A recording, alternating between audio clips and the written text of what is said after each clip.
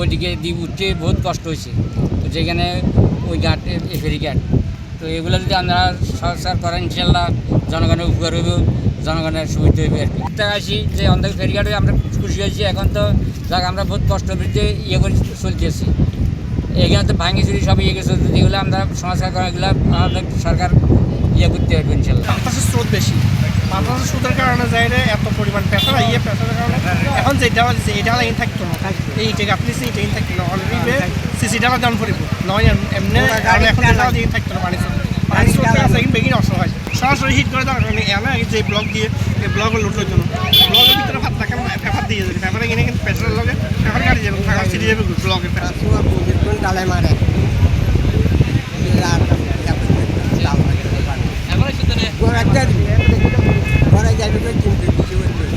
এই মুহূর্তে যদি দ্রুত ব্যবস্থা না নেয় তাহলে শত শত কোটি টাকার প্রকল্প এটা পুরো প্রজেক্টই লস হওয়ার সম্ভাবনা বেশি।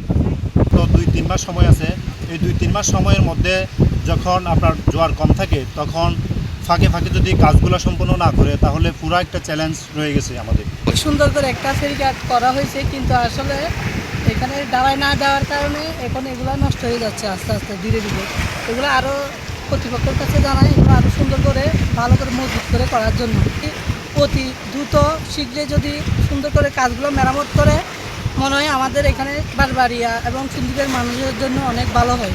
একটা পর্যটন এলাকা হয়ে গেল, বাংলাদেশের বিভিন্ন এলাকার মানুষজন একটা পর্যটনের কেন্দ্র হিসেবে এটা ভ্রমণ করে লাইছিল।